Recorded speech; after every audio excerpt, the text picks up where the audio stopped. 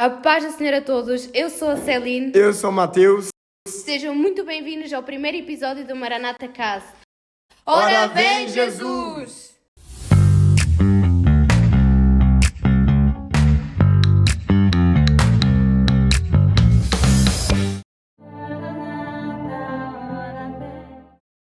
Bem-vindos ao Maranata Cast. Hoje temos aqui presente o pastor Paulo Canuto Júnior. Muito bem-vindo, obrigada por ter aceito o nosso convite. Obrigado. Bom demais. Pastor, diga-nos um pouco de quem é o Senhor. Quem sou eu? Paulo Canuto Júnior. Sou filho de pastores, filho do pastor Paulo Canuto, tenho uma origem cristã e eu aprendi a respeito de mim, da minha identidade diante de Cristo. Ser cristão, ser originário de uma casa pastoral, isso parece um estigma, parece algo que alguém colocou, um rótulo. Só que quem sou eu, Isso eu acho muito legal. Uma boa pergunta que faz a gente refletir bastante. Sou casado com a senhora Jaqueline Canuto, pai de 2 filhos, Jonas e Gabriel, 5 anos e 1 ano de idade. São meus legados vivos na terra. E eu amo viver a presença de Cristo. Se eu pudesse definir alguma coisa na minha vida, seria isso, sabe? Se eu pudesse me rotular, alguém que ama viver a palavra de Deus. Então, assim, se fosse trazer um rótulo para a minha vida, se eu fosse definir em uma palavra ou uma frase, alguém que ama a presença e a palavra de Deus acima de qualquer outra coisa. Porque a palavra não tem algo melhor do que a palavra e a presença de Cristo na vida, sabe? Glória a Se eu Deus. pudesse viver isso 24 horas, esses dias conversando com o pastor Anderson, a gente falava sobre isso. Quem dera se nós pudéssemos viver 24 horas dentro da palavra. Acho que seria a realização de um sonho, a realização de uma vida, Porque é muito bom a presença. Então, se eu fosse definir quem sou eu, alguém apaixonado pela palavra, que tem uma família incrível, linda, maravilhosa, que vive o preço do ministério e que ama desfrutar da presença de Cristo. Glória a Deus. Glória a Deus. É mais ou menos por esse caminho. Logo, vamos viver ali. Não vai ter hora, não vai ser Não. nem 24 horas, vai ser pra sempre. É toda a eternidade. Esse é o melhor momento, o melhor Muito lugar bem. para se estar, A presença de Cristo. Imagina, lá na glória, 24 horas por 24 Meu horas. Deus. Se quando a gente já lê a Bíblia já é encantador, Meu quando Deus. você abre a Bíblia em Apocalipse, você vai ver os anciãos cantando, declarando a grandiosidade. É. Você vê os anjos cantando 24 por 24, 24 por 24, 7 dias por semana, todos os dias. Você imagina na glória a gente podendo cantar que Ele é santo, santo. Glória a santo, Deus, santo. aleluia. Eu digo que é melhor do que estar no retiro, porque no retiro é uma mini experiência daquilo que vamos viver no céu. Verdade, a gente se retira para viver uma experiência. Agora imagina essa experiência eterna. Meu Deus do céu. Chega a arrepiar a pele aqui. Aleluia, glória a É Deus. bom demais, tem coisa mais prazerosa não. Não tem coisa mais prazerosa. A presença dele em nós é algo incrível, encantador. Nos conta um pouco como é que foi o seu primeiro encontro com Deus. Tem 2 fases, Eu tenho a fase da infância e eu tenho uma fase de ruptura e uma fase de restauração.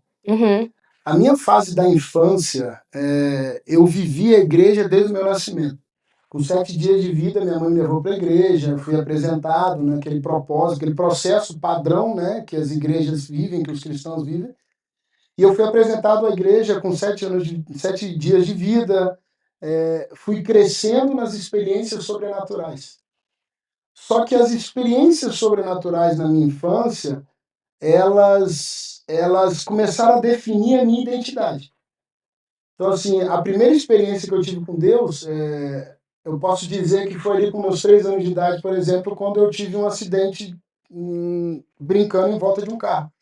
Que eu já contei para vários lugares, várias pessoas já conhecem essa história, Aqui mesmo na igreja eu já contei para os jovens e tal. Foi quando a minha mão ficou presa na porta do carro, meu dedo foi praticamente arrancado fora, e a minha primeira experiência, eu não tenho a memória do dia, mas eu tenho a memória da dor. Sabe a memória da dor, aquela dor insuportável que parece que bateu, vai vir, gente, eu já senti essa dor, então eu tenho essa memória. E hoje eu vejo minha mão restaurada, meu dedo no lugar, minhas funções do meu dedo 100%, foi a primeira experiência sobrenatural. Aleluia. Aonde ali naquele lugar eu pude entender uma das maiores disciplinas de uma vida cristã, que é a oração. A maior disciplina, a primeira e grande disciplina da minha vida foi a oração. Onde eu saí daquele hospital com a mão enfaixada e meu pai me ensinou a respeito do valor da oração. Eu era uma criança de 3 anos, mas eu fui desenhado no valor da oração. E ele falava, Júnior, você vai botar a mão no peito e você vai orar com seu pai assim. Eu repeti a oração do meu pai. E meu pai falou assim, Jesus, cura o dedo do Juninho. Na minha inocência, na minha infância, eu orei a respeito disso. Eu brincava, correndo com a mão no peito e falava assim, Jesus, cura o dedo do Juninho. Jesus, cura o dedo do Juninho. E um dia eu brincando, agarrei a mão numa grade, numa cerca, e o curativo saiu, fui para o hospital para encurtar essa história. E ali o médico falou assim, o que você fez com a mão desse menino? Porque todas as funções da pele, da carne, da Glória a unha, dos Deus. nervos estão restauradas. Meu Ele não Deus. perdeu nada. E aí meu pai, o médico falou assim, ele só vai ter uma cicatriz na ponta. Meu pai ainda brincou, é para ele poder testemunhar. Então, assim, a primeira experiência sobrenatural que eu posso dizer que eu tive foi a respeito da oração. A oração me conectou com Deus e não que a oração foi uma barganha ou a oração foi uma moeda de troca para o meu milagre, mas a oração me fez vivenciar na carne o poder do sobrenatural. Sobrenatural, sim. Então, assim, essa foi a primeira experiência. E, de repente, eu posso contar inúmeras, mas eu lembro que com 7 anos de idade foi quando eu estava no monte e orando com a minha família, com os membros da igreja, e o poder de Deus desceu naquele lugar tão sobrenaturalmente, que foi a primeira vez que eu vi os céus abertos. E eu vi os céus abertos, eu vi anjo, eu vi demônio, vi tudo. Eu falei, meu Deus, que loucura é essa? Com 7 anos de idade. E Deus falou assim, agora você vai profetizar para tua mãe. Entrega uma palavra para ela. Eu corri na minha mãe e falei, mãe, é assim, ó, entreguei. Meu Deus. Então, assim, o lugar do sobrenatural na minha vida, ele tem um ponto de partida, a oração. Porque a oração que eu vivenciei no meu milagre, a oração foi o ambiente da profecia. A oração sempre foi os ambientes da construção sobrenatural. Então eu posso dizer que na primeira etapa da minha vida, eu fui formado na oração. E uma das coisas que talvez pela minha personalidade, né, pelo jeito que eu sou, eu não gosto de vivenciar experiências dos outros. Eu gosto de ter as minhas próprias experiências. Então quando eu vivi isso, eu olhava assim, poxa, meu pai viveu um negócio sobrenatural. Eu falava, não, eu quero viver isso também. Não é que eu quero contar o dele. Eu quero viver na minha pele, na minha carne, no meu corpo. Sabe, é tipo Paulo dizendo aos Gálatas em 6,17. Para que ninguém me moleste, eu sei, para que ninguém me incomode, ninguém fique criando conceitos. Pois eu trago no meu corpo as minhas próprias experiências marcadas em Cristo.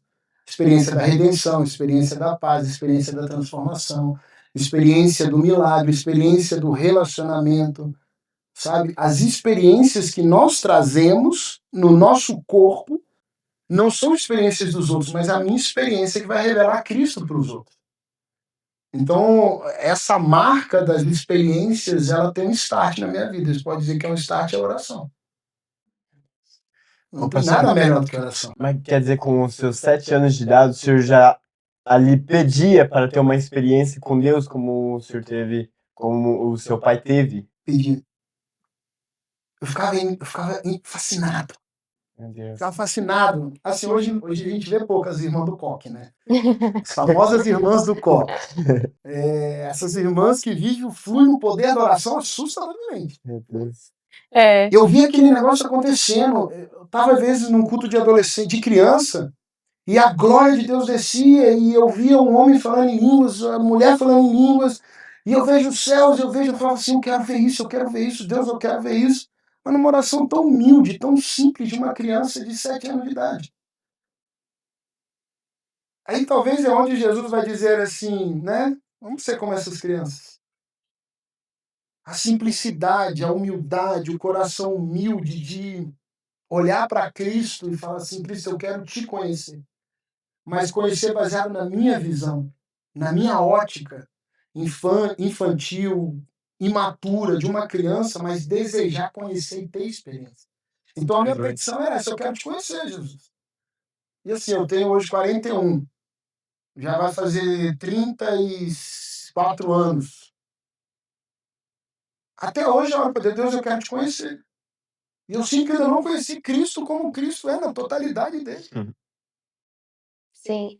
Pastor, eu tenho uma pergunta assim muito direta. O senhor viveu na igreja? O senhor já saiu dos caminhos do Senhor? E se sim, como é que foi o seu retorno? Saí. Por isso que eu te falei, eu estava falando, né? Então eu posso desenhar duas fases. A primeira fase e a segunda fase. Porque eu tive uma fase fora da presença. Então, assim, uma das coisas que eu sempre falo para contar a respeito desse tempo meu fora da igreja.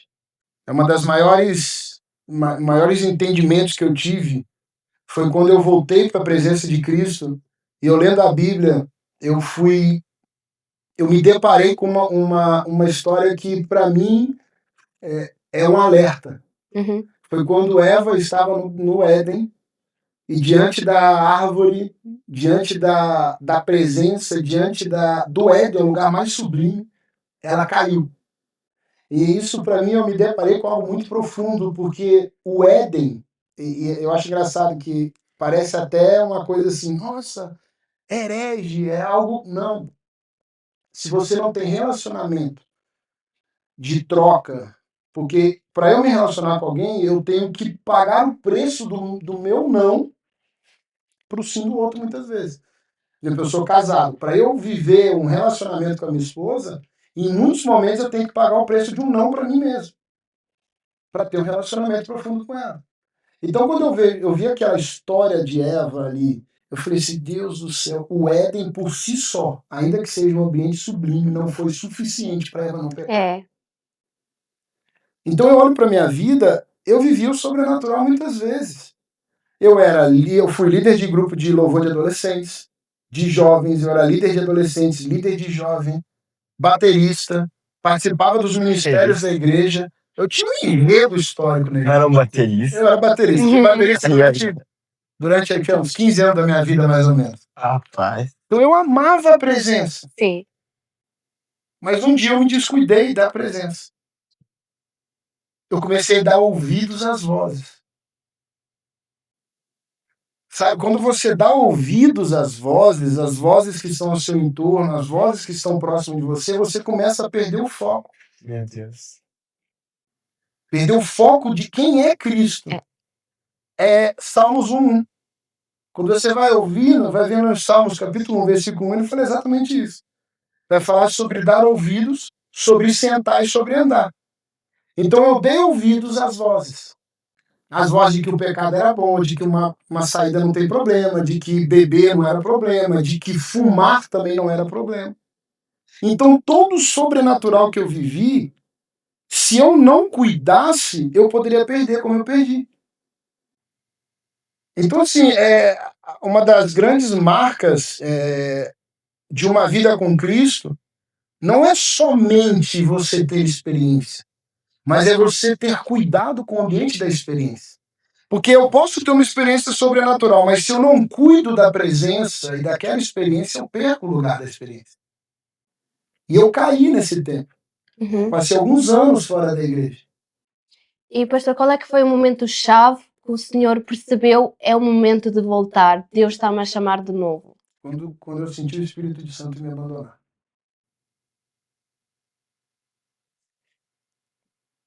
Essa sensação Não dá para escrever. não dá para descrever. 3 horas da madrugada, estava dentro de uma boate, um copo de uísque numa mão, segurando um cigarro, dançando, me divertindo. Eu ouvi uma voz. Você sabe onde você vai me encontrar, porque aqui eu não fico. Eu comecei a chorar igual uma criança ali dentro. Eu chorava, falei que eu odeio choro. Para mim, choro é um negócio que... Custa. Eu falei, que é isso? Não, eu vou, não faz sentido. Eu entrei em desespero. Aí eu olhei para uma... Eu tava com uns amigos, eu falei, tô indo embora, tchau, fui embora. E a igreja aceitou o pastor assim, de braços abertos, ou houve algum tipo de dificuldade de aceitarem? É que é mais por mim. Porque assim, quando eu tive essa experiência, eu saí dali e eu cheguei em casa. do lugar da festa até a minha casa eram uns 40 minutos. Uhum. Cheguei em casa, eu falei, bom, vou tomar banho e dormir. Porque eu só queria sair de lá, acho que o lugar era o problema. Eu não Uhum. estava entendendo que não era o lugar, era eu.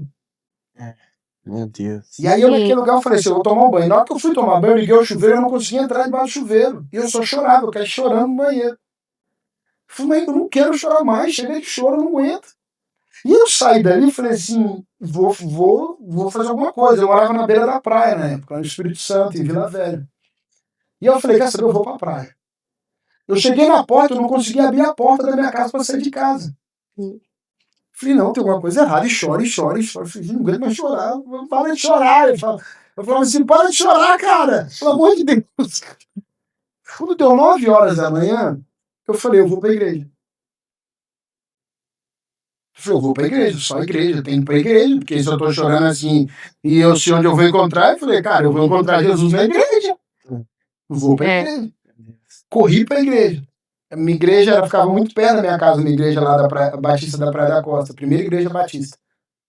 E aí, quando eu corri na igreja, eu falei assim, eu já sei, eu conheço ali, foi onde eu tocava, onde eu liderei teatro, onde eu era o primeiro baterista da igreja, onde eu era uma das pessoas mais influentes dentro do Ministério de Jovens. Eu era promotor dos eventos da igreja. E por alguns anos eles não me viram lá. Eu falei, quer saber, eu vou entrar naquele lugar escondido.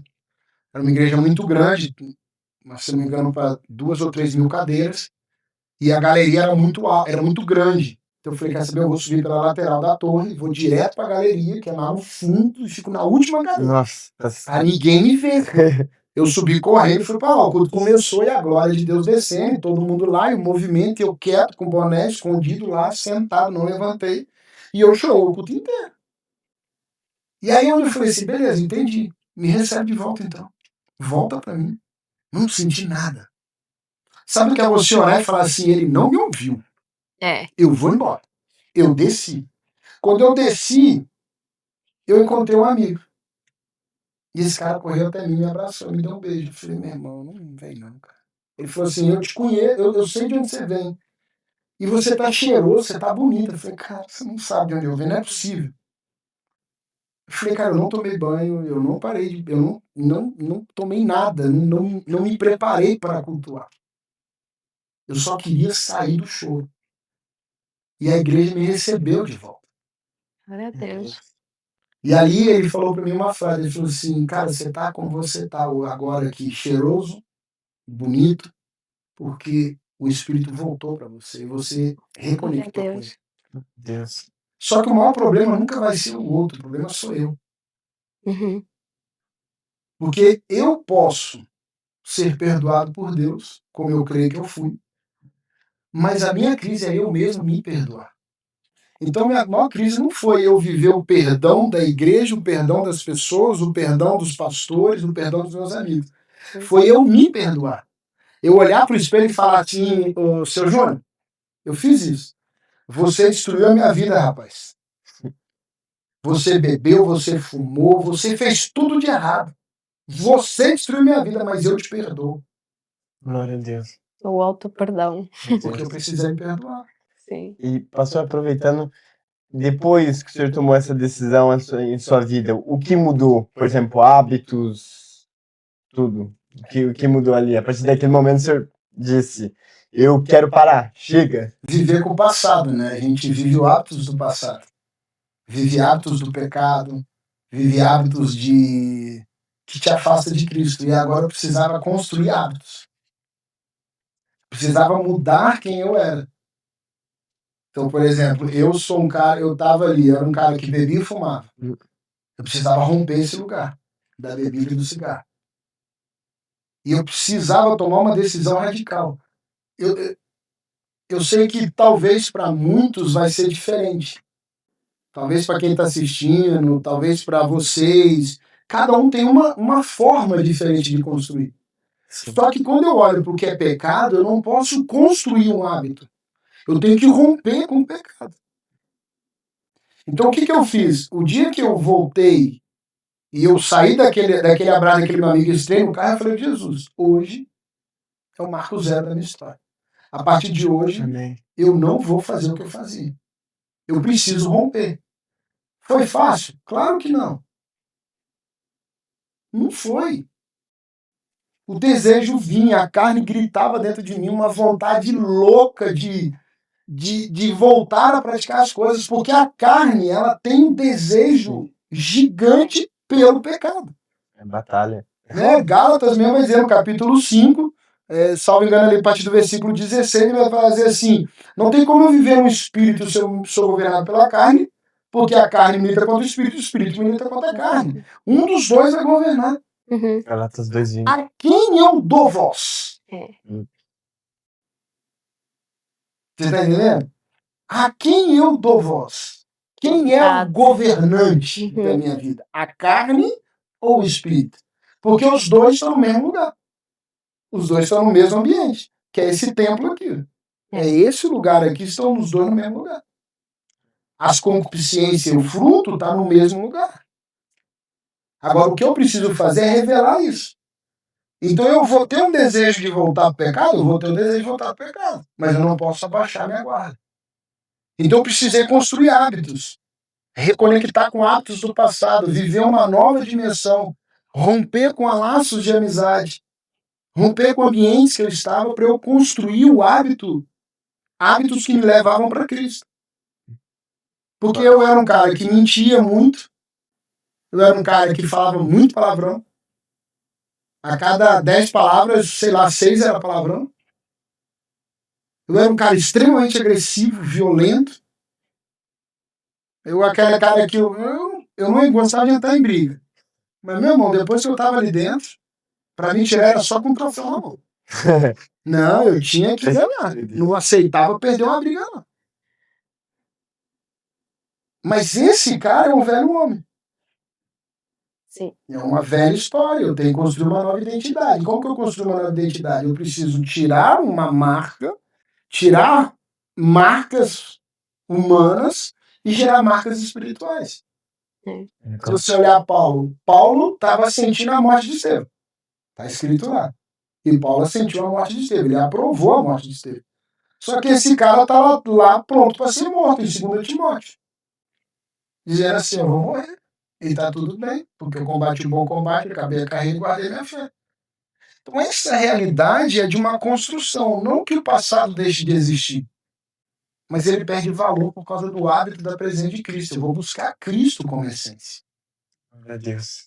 E aí entra as disciplinas espirituais. Eu preciso orar, eu preciso ler e eu preciso jejuar. E para mim não é a principal, mas eu costumo dizer que é o amarrar, sabe? O que vai fazer a amarração dos 3, que é a constância. E aí talvez, para a geração de hoje, seja o maior desafio. Orar não é problema, jejuar não é problema, e ler não é problema. Mas manter isso é o grande problema. Hoje você vê uma geração aqui, ó, orando, uau, a glória desceu, pá, amanhã você vê uma geração aqui, né? Será que Deus existe mesmo? Meu Deus. Eu tô cheio de frustrações. A constância, ela não é um problema diante das frustrações. Porque as frustrações virão. Jesus se frustrou. Parece doideira falar isso, né? Mas quando Jesus disse que estava abandonado no Getsemane, é uma frustração. Porque Jesus não está falando sobre o Pai ali. Ali ele está falando sobre seus amigos. E todos os abandonaram. Meu Deus.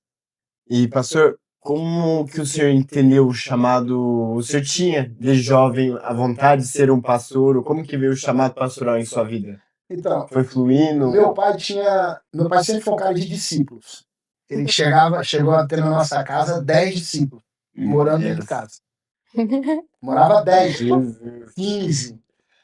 E aí, alguns deles já eram pais. O que eu fazia? Eu pegava um balcão, tipo essa mesinha aqui, que você não vai ver, mas tem uma mesinha aqui. Ó. Eu pegava uma mesinha dessa, colocava aqui, botava 6 cadeiras ali e botava todo mundo sentado. Senta aí que nós vamos cultuar. Eu abria minha Bíblia, ó. Toma de Bíblia. Pregação, palavra, louvor e dízimo e oferta. Ah, também. Fazia as crianças dizimar e ofertar. Fazia, Nossa, que mate. Então eu pegava e falava, pedir para papai e mamãe, porque eu pedi meu pai e minha mãe. Falei, dá aqui, ó, pai, hoje tem culto. Então eu pregava de criança, para mim isso era presente. Mas de onde vem isso, né? Isso vem de um legado que está sobre a minha vida. Quando eu entendi quem eu era, foi quando eu tive uma experiência há 3 anos atrás, talvez, 2 anos atrás, mais ou menos. Foi quando eu entendi por que queima no meu coração tanto viver o ministério, viver o pastoreio. Então, quando Deus chegou para mim de madrugada, numa conversa com Deus, ele falou para mim, ele falou assim, quem é você? Eu falei, eu sou Paulo Canuto Júnior. Igual a pergunta que você fez logo no começo. Eu sou Paulo Canuto Júnior, casado com Jaqueline, pai de Jonas e Gabriel. Pai de Gabriel, não tinha o Jonas ainda. Sou isso, sou pastor, sou... Ele falou, não. Quem é você? Eu falei, sim, eu aprendi uma coisa. Toda vez que Deus perguntar a segunda vez, você responde que não sabe. Por quê? Porque se ele está perguntando a mesma coisa a segunda vez, é porque você errou na primeira. Pra que a gente insiste a segunda? Ele olhou para mim e falou assim, não. Quem é você, Paulo? Eu falei assim, Jesus, sei não. Ele falou assim, deixa eu te mostrar quem é você. E eu tive uma visão de 1983. Eu nasci em 1984. Eu tive uma visão de 1883. A minha mãe chorando de madrugada. Meu pai acordando, indo para um lugar de oração. Fevereiro de 83.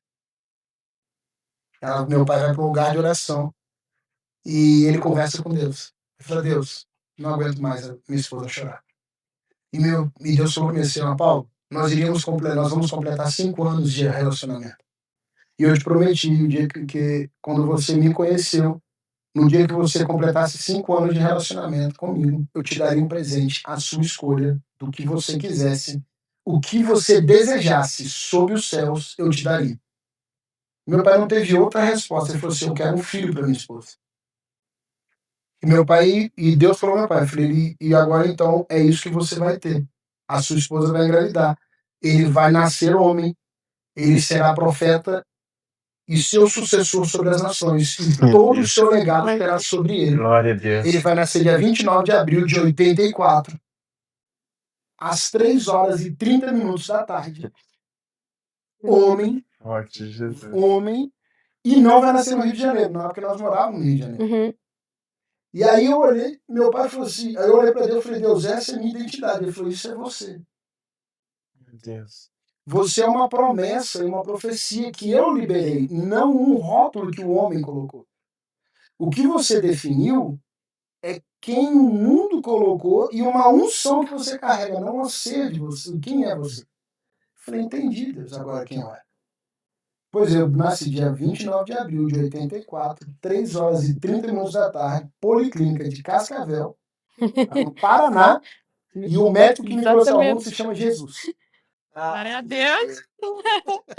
Aproveitando, pastor, rapidinho, hoje o senhor segue esse chamado pastoral que Deus já havia mostrado. E como é para o senhor, como conciliar a itinerância com... Como conciliar a itinerância, o chamado de itinerante, perdão, e porque alguns não conseguem lidar com isso. Por exemplo, o marido que prega em várias nações... Capaz, isso é difícil lidar. É algo muito singular. Primeiro conceito, a gente tem que tirar a itinerância de espírito livre. Ser itinerante não é espírito livre, ser itinerante não é sem raiz, ser itinerante não é sem base. Ser itinerante não é alguém que não tem uma base, não tem um lugar, não tem uma igreja. Então hoje eu tenho um ministério, eu tenho uma família, eu tenho uma construção. Mas Deus tem me levado muito a viagens, a ministrar fora da minha casa, digamos assim. E esse lugar é um lugar maravilhoso, mas é um lugar que dá um sacrifício gigantesco, que talvez seja dos mais difíceis para lidar no ministério. Por exemplo, hoje eu estou aqui com vocês na Suíça. É maravilhoso, está sendo muito bom, mas eu estou hoje há exatos 16 dias longe da minha esposa e dos meus filhos. Opa, complicada. É um preço muito alto. Uhum. Você conciliar o ministério itinerante com a distância da família é uma dificuldade muito grande, uma luta muito grande. Porque eu vou ter que entender que não é sobre o que eu quero fazer, mas é sobre um relacionamento convicto no propósito de Deus. Então, por exemplo, eu saí do Brasil dia 20, agora dia 20. Eu fui deixar meu filho na escola antes de vir. No carro, meu filho e minha esposa oraram me enviando. Então, na mesma intensidade que eu estou indo, eu tenho que entender que quem fica tem que viver o propósito do ministério. Eu tenho que entender que a saudade, eu tenho que entender que a falta, eu tenho que entender que tudo isso está sendo suprido pela presença do Espírito Santo. Eu tenho que entender que a presença de Cristo no altar que eu estou pregando é o mesmo e a mesma essência da minha família que está em casa. Só que a saudade fica. Entendeu? Não é fácil você lidar com isso. Mas requer de mim uma resposta para Deus, não para os homens. Porque eu já escutei, falei, rapaz, esse negócio de você ficar longe não é muito bom, deixar a mulher sozinha, ou você tá sozinho nos hotéis e tal.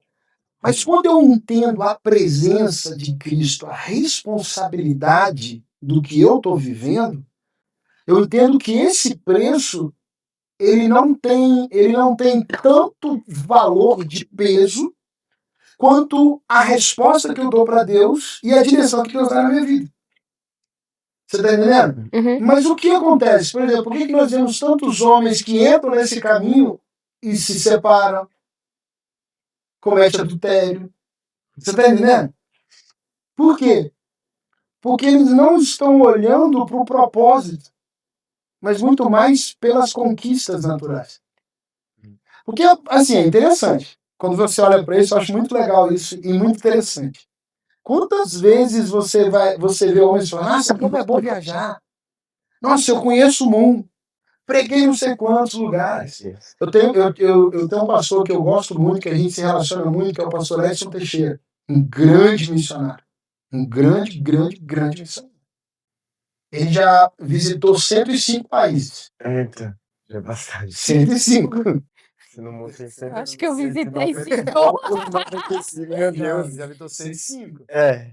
Ele visitou todos os países do Oriente Médio, ali daquela região. Todos. Ele Meu andou em Deus. todos. Em todos. Ele é casado e tem filho. E a esposa e os filhos, na maioria das vezes, não vão. É. Eu me pergunto como que a esposa do senhor fica quando o senhor vai viajar para outro país? E como que fica o contato do senhor, por exemplo? O senhor está aqui na Suíça e... Glória a Deus, existe hoje o WhatsApp. Dá pra matar um pouco a saudade. Mas, ó, olha só, na minha época de criança, meu pai fazia isso. Sabe qual foi a estratégia do meu pai para não nos distanciarmos dele? Meu pai mandava um cartão postal, se não diário, semanal. Nossa, Só que ele passava 3 meses aqui na Europa. meu Deus. Eu tinha bolo, assim, ó, uma pilha de cartão postal. Ele Eu mandava, gosto eu tava em dessas casa, coisas. você ficava no portão assim, vai chegar meu cartão postal. E chegava, e a frase era quase todo cartão tinha a mesma frase. O papai te ama, eu não esqueço de vocês, e vocês são a minha base da viagem. Então, eu, para viajar, tenho uma base. A minha base é Jaqueline, Jonas e Gabriel. Eles são a base, eles são o meu alicerce na terra para eu cumprir o propósito. Se não for eles, assim, eu não teria força para ir. Mas aí, como eu faço? Eu ligo, a gente conversa, tá falando até com o pastor, né, com a irmã aqui, a gente falando sobre isso. Eu tô indo dormir mais ou menos umas 2, 3 horas da madrugada aqui da Suíça. Porque é o horário que meus filhos estão indo dormir lá. Então eu fico tarde, às vezes parecendo um zumbi em cima da cama, cochilando lá, mas eu fazendo todo o esforço do mundo para não deixar de dar boa noite para eles. Às vezes eu tô cansado e às vezes minha esposa fala assim, amor, vai, meu filho, não, vou ficar aqui com você. Você tá falando, não, eu vou te ouvir, eu quero te ouvir. Eu fico 40, 50, 1 hora no telefone com eles. Porque a distância, glória a Deus pela tecnologia, pelas pessoas que foram usadas por Deus para criar isso. Uma baita ferramenta para o Ministério de Viagem, itinerância. Mas eu preciso me disponibilizar e pagar preço que talvez ninguém vai ver. As pessoas estão vendo as fotos que a gente posta, os vídeos que eu compartilho. Mas as lágrimas, as dores, a saudade, o cansaço, isso é o suporte de um ministério itinerante. A gente olha para a itinerância, mas, por exemplo, se você sentar, você é filho do pastor. Quantas lágrimas são geradas onde ninguém vê? Quanta dor é gerada onde ninguém está vendo? Sabe? Abraços que vão gerar dor, porque são abraços de traidores. Palavras que querem te afastar do propósito. Mas a essência é a família. A família é o suporte. Sabe, os meus filhos são meu suporte. Eu fiz uma postagem esses dias no meu Instagram, justamente eu falei, cara, é por eles. É pelo legado deles, é pela minha família, é por aquilo que Deus está construindo em casa. Porque vai ter uma hora que não vai ter mais jeito. Não vai ter o que fazer, não tem como. Mas, cara, eu tenho uma família em casa, porque o dia que eu voltar, eu vou ter um colo, eu vou ter um abraço, eu vou ter um lugar. É desafiador, mas você tem que ter muita convicção do chamado. Deus não chamou todo mundo para viajar, como Deus também não chamou todo mundo para ficar. A gente tem que ter muita convicção do que fomos chamados para viver. Quando você olha, é muito legal, né? Você vai falar assim, poxa, o cara tá indo pregar na Europa. Tem jovens que estão olhando para isso e dizendo assim, esse é meu chamado. Eu quero ir para a Europa, eu quero ir para a Suíça, eu quero estar lá e ver nos Alpes suíços, eu quero estar comendo chocolate 90% suíço. É piada interna, o povo vai entender. Mas as pessoas estão visualizando como se fosse uma grande conquista natural. Mas a ótica nunca vai ser natural. Por que muitos homens fracassam no ministério? É porque eles não estão dando voz ao espírito, mas voz a uma visão natural. Eita. Voz a uma conta bancária, voz a um rótulo de viajante, voz a um passaporte muito carimbado. Voz ao que é natural. Se eu dou voz ao que é natural, eu vou ter frustração ministerial. Se eu dou voz ao sobrenatural, eu vou ter conquista espiritual. Não é nenhuma conquista ministerial. Eu tenho frustração ministerial se eu dou voz a um rótulo natural. Mas eu tenho uma conquista sobrenatural, espiritual, se eu vivo aquilo que é o meu chamado. Mas como viver o chamado? É relacionamento com Deus. Pastor, o senhor lidera jovens. Quais é que são os maiores obstáculos que passa no dia a dia? O maior obstáculo de um jovem. Acho que o maior obstáculo do jovem hoje é o imediatismo, né? Vocês não conseguem. Aqui agora. Não existe. O dia de amanhã tem dia de amanhã para jovem? Não tem, não. Parece que hoje Jesus volta. Chegar pro jovem e falar assim, amanhã a gente conversa. Esse menino vai dormir a noite inteira. Não é nada. Entre em desespero. Mas esse imediatismo é muito por conta da tecnologia que essa geração vive. Então, assim, explodiu uma bomba no Brasil. Deu um acidente agora em Portugal. Foi questão de segundos, estava publicado em todas as mídias do mundo. Eu recebi a notificação no jornal brasileiro. Pra você ter uma ideia. Eu recebi no Suíço. Parece uma loucura. Mas a necessidade da informação imediata, ela faz com que a geração de hoje seja imediatista. Eu preciso para agora. O problema é que Deus dá 3 respostas. É sim, não e não é chegada a hora. Então ele vai dizer uma das 3. Ele vai dizer sim, vai e faz. Não, não é para ir. E não é chegada a hora. Foi o que ele falou para a mãe dele. Maria, quando Maria fala assim, então, acabou o vinho aqui, o que eu faço? Opa, não é chegada a minha hora. Só que Maria tem um entendimento do tempo de Deus. Ela tem um entendimento do Kairos. Ela vai olhar para todo mundo e falar assim, fazei tudo o que ele disser. As pessoas dizem que Jesus foi desrespeitoso, mas ele era uma conexão de espírito. Aí era o espírito do Cristo conectando com o espírito de uma serva chamada Maria. Ela vai olhar para todos os policiais e falar, fazei tudo o que ele mandar. Tudo. É como se Jesus falasse para Maria assim, Maria, você sabe quem é de nós. Você sabe quem eu sou. Você sabe o que eu carrego. E você sabe o meu tempo na Terra. Vai chegar a esse lugar. Ponto. Então, qual que é o grande ponto? Nós temos que parar de ser imediatistas. Falar em imediatismo, muitos jovens hoje em dia estão a passar por problemas nas redes sociais, no aqui e agora, depressão, ansiedade, porque hoje em dia os jovens estão a focar muito naquilo que as redes sociais dizem. E não têm um discernimento daquilo que está certo ou errado, que conselhos daria aos jovens do aqui e agora? Que conselho dá para um jovem, né? Primeiro que a gente tem que olhar para Cristo. Cristo tem que ser a nossa essência. Esses dias eu assisti uma jovem numa entrevista. É uma influencer brasileira. E perguntaram para ela, o que representa para você naquelas perguntas de resposta rápida? Uhum. O que representa para você a família? Família é bom, né? Família é minha alegria, minha casa. Falei, legal.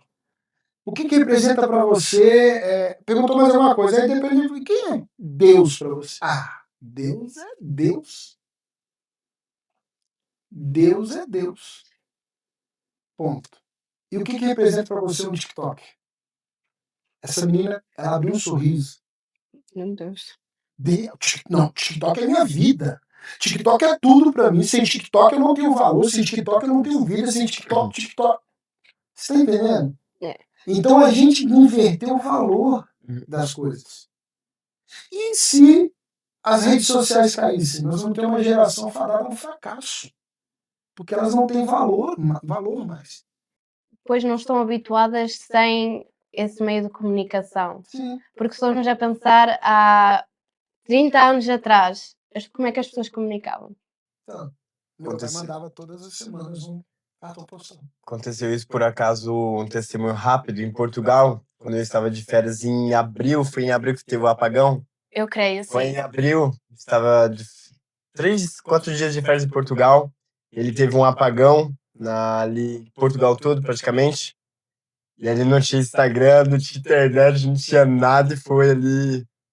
Assim, eu, graças a Deus, tento me manter firme, tento ali ter minha disciplina diária.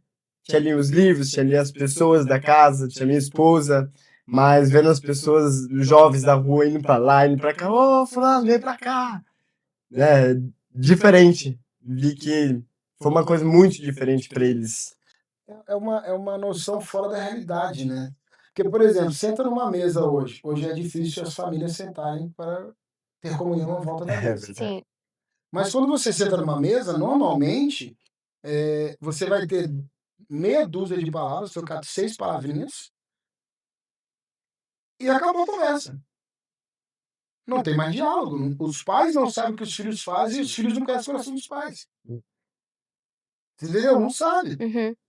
Eu vejo isso, por exemplo, eu e meu pai, a gente tem um relacionamento tão íntimo que eu sei quando meu pai não tá bem, só quando eu chego na casa dele e peço benção. Às vezes eu chego na casa do meu pai e falo assim, benção, pai, ele, te abençoe, filho. Eu sei que deu ruim. Meu pai não tá legal. E eu já falo com a minha mãe, falei assim, meu pai não tá bem não, né? Ela falou, filho, hoje ele não acordou muito bem não, aconteceu alguma coisa.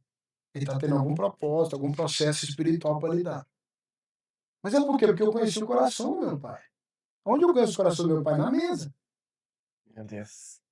A mesa é o lugar que a gente conhece o coração da nossa família. A mesa é o lugar de conexão. Então essa geração de hoje, ela não quer viver essa conexão. Por quê? Porque tudo é imediato, tudo é na hora. A geração de hoje não sabe o sentimento da espera. Do ainda não é chegada a minha hora. Meu Deus. Dá pra fazer uma Eu vou orar. Tô lá, ajoelhando, vou orar. Oh Deus, forte. Pai, eu quero muito viver isso. Acabou a oração, você já ia aí. Respondeu? Tem gente que te pergunta, e Deus respondeu? Não, meu Deus não respondeu ainda não. Ih, como é que foi? Não foi nada, estou esperando ele responder. Não respondeu. Ih, ele não gosta de você. Ih, ele não tá com você. Olha, eu tô achando que Deus te abandonou. Meu Deus. Você tá entendendo a construção do que é feito? Porque é uma geração imediatista. É uma geração tão imediatista que o não para ela é uma frustração tão grande, tão grande, tão grande, que está gerando uma geração dependente, que vive depressão. Porque a depressão é a falta de conquista. São as derrotas, são as perdas do passado, mas também são as conquistas do passado. É uma geração que um dia viveu uma coisa boa, perdeu aquela coisa boa, está desesperado que não tem mais. Mas também é uma geração ansiosa, porque não sabe aguardar o dia de amanhã. Ela não sabe esperar o que está por vir. Parece que Deus não vai voltar mais. Não, Cristo não vai voltar mais. Por quê? Porque ele já não voltou? Já é para ter voltado. Tem jovens agora pregando que nós estamos atrasando a volta de Cristo. Por quê? Porque Cristo não está voltando. Tá demais, está demorando. Então, assim, essa ansiedade, essa depressão, Sim. essa prisão é onde a gente tem que sair. A gente só sai disso quando nós voltarmos a nos reconectar, nos relacionar mesmo.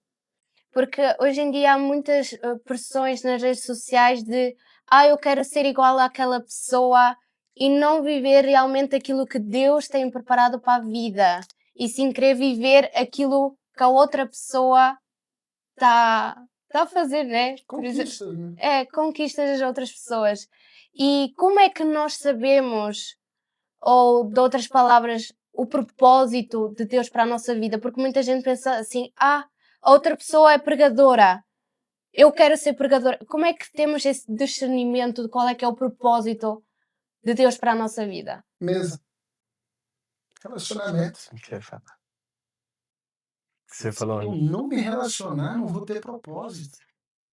Se você for parar para analisar, a mesa é o lugar mais poderoso que tinha.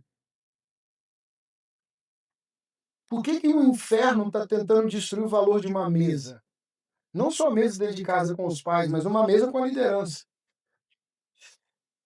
Porque na mesa você estabelece propósito, na mesa você estabelece direcionamento, na mesa você estabelece vida, na mesa você estabelece um templo, na mesa você ensina, você discipula. As mesas, por que os grandes encontros dos grandes homens, os homens mais poderosos do mundo são na mesa? Porque na mesa eles vão estabelecer o futuro, a direção, o que deve acontecer nas nações. Você não vê ninguém fazendo um propósito de uma nação num quarto.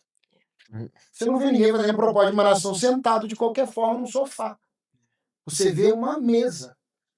Então, cara, eu quero conhecer a Deus, eu quero viver o propósito, eu preciso voltar para a mesa de uma liderança. Por que essa geração está clamando e buscando na internet? Elas estão buscando referências. Eles só querem referência, mas a referência dessa geração é uma geração que não teve referência. Você está entendendo? É uma geração que não teve. Então, para eu ser referência de alguém, eu tenho que ter tido uma referência. Porque é de um para o outro. Isso aqui vai sendo transbordado, isso aqui vai sendo gerado daqui para frente. Só que quem são as referências dessa geração de hoje? Não vou nem tirar o meio, vou nem passar para fora da igreja, vou trazer para dentro do âmbito cristão. Sim. Quem são as referências hoje da geração de vocês? Da geração dos 20? Tem poucos. Difícil até responder, né? Pra se falar dos 40 pra cima, já tem. Quando você joga, quais são os nomes? Se a gente fizesse, se eu invertesse os papéis aqui agora, eu tivesse agora, vocês fossem os meus convidados. Em 1 minuto, cite para mim 3 referências que você tem. Na nossa Vai idade. vir mais Da nome nossa idade. fora da igreja, do mundo, do que nomes de homens que vivem a presença de Cristo na sua essência, naquilo que eles amam. É forte. É forte. Você está entendendo? Mas Quer pegar? Pega as redes sociais dos jovens da idade de vocês e olha para suas redes sociais. Qual é o maior? Quais são os vídeos que mais passam quando você vai nos reels, quando você vai nos feeds? Quais são os principais acionamentos que aparecem ali? São os lugares onde a gente está buscando referência. em falando dos jovens, pastor, será que os jovens de hoje são tudo assim porque não teve ali princípios? E em questão de princípios, o senhor tem como o senhor dar uma direção para os jovens? Ou o que o senhor acha que os jovens precisam de exercer desde cedo? Eu acho que princípio não faltou. Eu acho que a questão não é falta de princípio, porque princípio sempre teve. Mas é falta de conexão de coração. É a conexão dos líderes com seus liderados, dos liderados com seus líderes. Porque se eu te ensino algo, na mesma essência que eu te ensino, eu tenho que ter teu coração disposto a aprender. Sim, claro. No mesmo nível que eu estou te ensinando, eu tenho que ter teu coração disposto a aprender. Então, por exemplo, para mim, hoje 41 anos, para mim, quando meu pai me corrigia, eu falava assim, bom, tá bom, eu vou cumprir o processo da correção. Porque ele é mais velho, ele é mais maduro, ele conhece mais. Agora, quantas vezes hoje uma correção para um jovem não, pelo amor de Deus, não entende. Não. Não, pra quê? Não sabe, não, é velho. É coisa do passado. Ele quer ensinar coisa que hoje já não tem mais valor. Então não é falta de princípio, porque o princípio é milenário, ele é constante. Falta corações conectados. Falta a conectividade de um coração com o outro. Porque eu posso vir aqui nesse podcast, eu posso sentar na mesa com vocês, mas se o coração de vocês não estiver disposto a me ouvir e a pegar no meu conhecimento, são pérolas aos porcos. A gente olha para Salomão. Salomão, todo mundo fala assim, não, Salomão pediu a Deus sabedoria. Ele pediu a Deus sabedoria. Deus deu sabedoria. Mas o mesmo Salomão disse que precisou comprar sabedoria. Ele precisou pagar a sabedoria. Ele precisou ir lá nos reinados e pagar, investir, gastar tempo. A sabedoria espiritual requer tempo, requer pagamento, requer investimento. Então, por exemplo, hoje eu sou teólogo. A teologia que eu estudei, ela não foi de graça. Eu paguei. Eu investi no conhecimento. Eu ler um livro não é de graça. Eu preciso pagar para ler aquele livro. A não ser que tem uma galerinha que gosta de baixar, né? Os PDFs aí, no mercado assim paralelo e tal. Mas eu paguei. Eu investi. Então, por exemplo, eu escrevi o livro. Não saiu de graça. Eu tive que investir no transbordo do meu conhecimento. Mesma coisa na vida. É a mesma coisa. Tudo tem investimento. Nada é de graça. Nem a graça é de graça. Tudo tem um preço. Pastor, como é que um jovem mantém a fé viva no momento em que, por exemplo, como utilizar a melhor palavra, estás frio? Que antigamente ouvia Deus e agora já não ouve Deus e pensa que o Espírito Santo de Deus já não fala mais com a pessoa. Como lidar com isso? Mas Deus nunca deixou de falar, né? Isso é um fato. Sim. Deus não vocês aprenderam, né? Deus nunca deixou de falar. Deus sempre fala. É que a gente não ouve mais, porque nossos ouvidos estão conectados com outros lugares. O que é a fé? A fé é algo que eu não vejo, mas que eu creio que existe. É um ser que eu não vejo, mas eu sei que existe. Então a fé é uma convicção de algo que eu não estou vendo, mas está ali. Como que eu vou crer em algo que eu não vejo? Conexão espiritual, eu preciso viver isso. Eu preciso crer, além da minha visão. Sim. Quando eu olho para Abraão, quando antes ele era Abrão, ele estava lá, tranquilo, vida feita, milionário. Um dos homens mais ricos da história, ali na região principalmente. Voando, tendo tudo. Deus falou que já que você tem tudo, vamos embora agora viver um outro tempo. Então, ó, deixa tudo, larga tudo, toma seus filhos, sua família, ó, e vai. Ele sabe para onde ir? Não. Que ele vai dizer assim, vai para uma terra que eu ainda te mostrarei. Ele não sabia para onde ele iria, ele não sabia como seria, ele não sabia nem se ele viveria, mas ele foi. O que falta para nós hoje, principalmente para uma geração como essa, é a convicção de simplesmente ir, sem ter visão, às vezes, do que vai ser. De acreditar. A fé é a convicção. Convicção daquilo que eu não estou vendo, daquilo que eu não estou tocando, mas eu sei que está existindo. Verdade. Eu preciso ter convicção desse lugar. Para ver Noé. Noé para construir uma arca. Sozinho. Sendo julgado, criticado num tempo onde ninguém imaginou que poderia acontecer algo. Sim. Mas ele falou assim, vai construir. Vai construir, vai construir, vai construir, vai construir. Mas e pra quê? Constrói. Bota todo mundo lá dentro. Quando bota todo mundo lá dentro, pra quê? Vai chover, não vai, não vai. Cadê? Não cai uma gota. Tá no sol de 90 graus nesse lugar. Não tem uma nuvem no céu. Entra lá que vocês precisam crer. Mas crer em que se eu não estou vendo? Mas isso é que é fé. Fé não é sobre ver. Fé é sobre acreditar.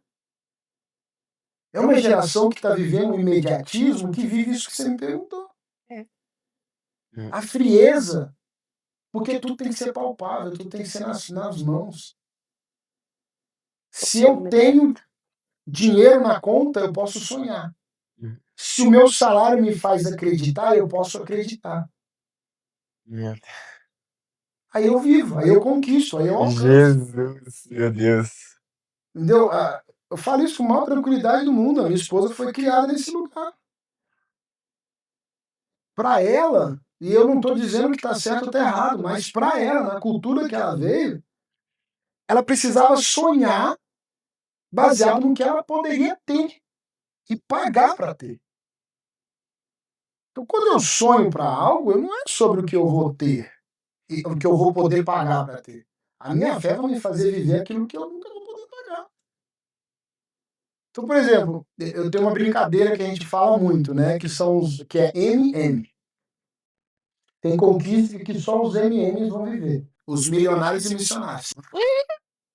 Tem lugar que só milionário e missionário pinta. Ai, meu Deus. É. Os MM. Gostei. Se olhar minha conta, não tem. Mas é mais ou menos isso. Rapaz. Porque imagina, tem lugar que você vai conseguir viver? Que só milionário pisaria, cara. Pra eu estar hoje na Europa, desculpa, Suíça, pra um brasileiro ainda, é MM, milionário e missionário. Mas o milionário, ele olha pra conta, o missionário olha pra palavra. Glória a Deus. Aí.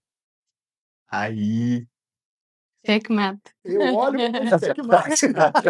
Agora. A palavra vai dizer pra mim o seguinte, Jesus vai dizer o que pra mim? Jesus vai olhar pra mim e falar assim, filho, não fica pasmo com o que eu estou vivendo, ou o que está escrito na palavra, porque sabe qual é a promessa para vocês? Vocês farão igual e muito mais obras do que eu já fiz. Meu Deus. Então eu preciso confiar na palavra, porque a palavra é a potência da minha vida. A palavra é a potência do meu ministério, a palavra é a potência Amém. do ser ministério, do ser esse missionário na terra. Então esse lugar é o que eu tenho que andar, esse lugar é o que eu preciso pisar. Se eu ando nesse lugar, eu entendo que nada vai me parar. Mas é a fé que está me impulsionando. A fé que eu vou viver, a fé que eu vou conquistar, a fé que eu vou alcançar, a fé que eu vou andar. É a fé que me leva a viver. E não tem outro lugar a não ser a fé. Que é fácil? Não. É um dos lugares mais difíceis para estar. Porque ainda mais na geração de hoje, tudo é visível. Tudo é visual. Tudo é visual. Até uma roupa que você usa vai determinar quem você é. É verdade. Você acha por que tem tantas pessoas falidas, mas vestindo roupas de fortunas? Porque elas estão buscando visibilidade e não espiritualidade. Meu Deus. Tramontina. Corta rápido. Corte rápido. Você tá Qual que é a entendendo? edição disso? Você tá entendendo? É verdade. Porque a gente está vivendo o quê? Uma aparência. Sem querer ser pesado. Mas o que Jesus diz a respeito das orações em público? Não seja como os quem? Os fariseus, que faz o quê? Ora, levanta a mão, glorifica. Ou que jejuam com cara de pobre, coitado. Eu estou morrendo. Jesus, eles estão buscando o que? Aparência. Meu Deus. E não espiritualidade. Quando ele olha e ensina a oração do Pai Nosso, ele está dizendo assim, eu vou ensinar para vocês uma chave poderosa, um código Aleluia. poderoso, Glória a para você acessar espiritualmente, não naturalmente. Então vocês vão lá, Pai Nosso que está no céu, santificado seja o vosso nome, e rasga até o final da oração. Pois teu é o reino, o poder e a glória para todos sempre. Amém. Então você constrói uma vida espiritual, devolvendo para quem é o dono da vida. Você não termina a oração dizendo assim, obrigado, Jesus, porque o Senhor me ouviu, não. Pois teu é o reino, o poder, a glória para todo o sempre. Meu Amém. Deus. Você devolve para o sobrenatural. Então essa é a vida do que vive. Pastor, nós temos aqui algumas perguntas do nosso público e eu vou deixar aqui a irmã Maiara fazer alguma delas. Paz É a do Senhor, voz do além. gente. É a voz do além. Pois é. Paz do Senhor, pastor. Rapaz. É uma honra ter o senhor aqui. E temos aqui, né, algumas perguntas. E vamos lá, uma delas é como lidar com amizades e ambientes que não agradam a Deus, mas fazem parte da nossa rotina, como a escola, a faculdade, o trabalho. Tá, aí você tem que tratar em 2 lugares. Você tem na verdade são 3 ambientes. Você tem o coletivo, o indivíduo e o ambiente. Você tem o coletivo onde você vive, você tem o indivíduo que você é e o ambiente que você está. Tem lugares que você não pode sair. Por exemplo, escola, faculdade, Uhum. trabalho não pode sair, mas você não precisa sentar às mesas com eles.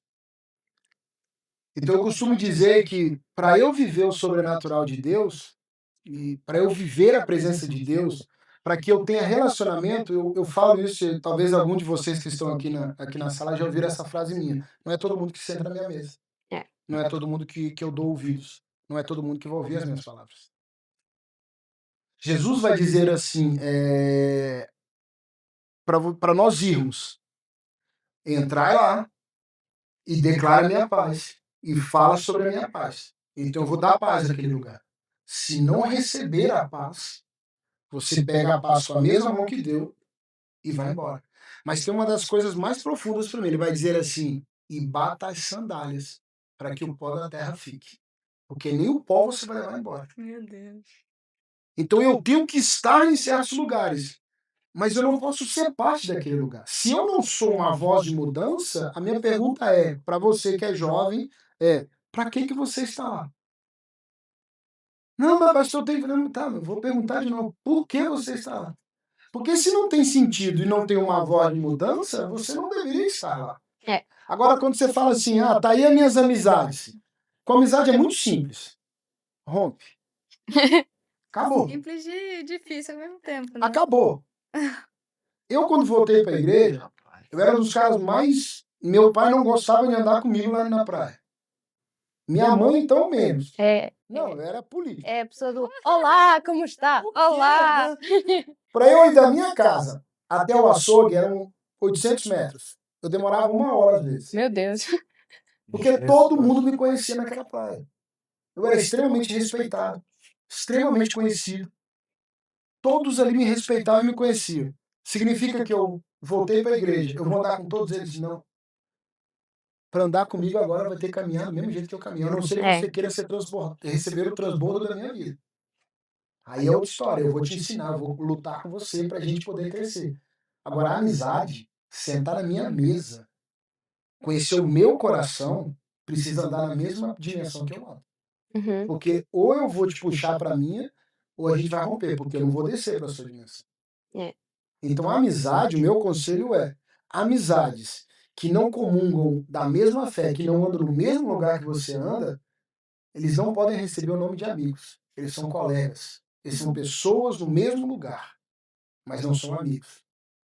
O problema da geração de vocês é que todo mundo tem que ser amigo. Às vezes Jesus teve 12 discípulos e 3 amigos, gente. Jesus teve 12 discípulos andando com ele. Mas 3 que ele chamou para a mesa, 3 que ele chamou para a cruz, 3 que ele chamou para o Getsemane. Ele não chamou todo mundo. São 3 para todo lado. temos que começar a discernir quem é amigo e quem é conhecido. Sim. Tem que andar num lugar de amizade. Amizade, a gente tem que parar de vender os nossos relacionamentos e de dar os nossos relacionamentos para qualquer um. A gente tem que parar com esse negócio de, ai, conheci hoje, amanhã, nossa, meu amigo, meu best. Peste. Não faz sentido. Eu tenho um amigo que é um grande amigo, amigo e irmão. Amigo e irmão. A gente se conheceu e ali foi uma conexão de alma. Literalmente falando, que é o Rafael. Eu tenho 2 amigos assim, o Rafael e o Ian. Foi conexão de alma. De alma, uma coisa poderosa. Você vai falar assim, nossa, conheceu do nada. Não. Os meus pais e os pais dele têm a mesma conexão. Eu conheço o coração da casa, eu conheço o coração da família, eu conheço a índole da família, eu não conhecia a pessoa, mas eu conheço a casa que ele foi gerado. Quando eu conheci a pessoa, a casa se conectou comigo. E toda a história se tornou viva num legado andando na terra. Então eu posso viver o sobrenatural de um relacionamento de amizade? Posso. Sim. Mas ele tem que ter a mesma conexão que eu tenho. Uhum. Então, assim, conselho para você que não é, que é cristão, não dê o laço de amizade para jovens não cristãos. Sim, pastor, outra pergunta. O que é mais importante, servir à igreja ou ter intimidade com Deus? Ou as duas coisas caminham juntas? Você só serve com intimidade. Senão você está usurpando a igreja. Se você não tem intimidade com Deus, não tem como você servir a igreja. Porque senão você está usufruindo da igreja. Você está usurpando, você está usando a igreja para o benefício próprio. Meu Deus. Entendeu? Não tem sentido.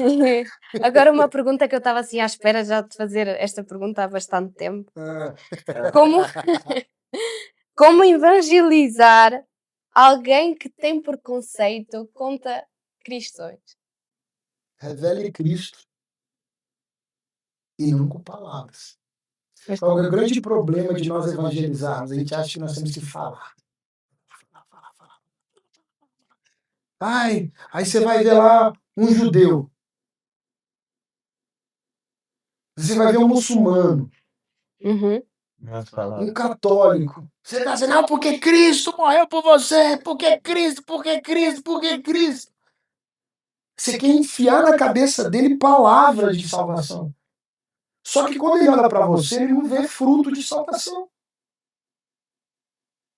O que o mundo precisa de ver em nós são os frutos da salvação. Muito mais do que as palavras de pancada, de agressividade, de querer inculcar na cabeça do outro. A gente tem por mania falar, a gente acha que pregar é só falar. Pregar é viver. Pregar é ter uma vida constante na presença dele. Sabe, meus amigos se converteram, voltaram para Cristo, junto na mesma época. Muito eu sei por quê, e é um fator na minha vida. Porque eu não julgava o que os caras faziam, Uhum. mas eu trazia os caras para perto. Eu os amava, eu cuidava, eu dava atenção. Eu fazia churrasco com os caras lá. Pergunta se a gente falava de Bíblia o tempo inteiro. Eu acho que não.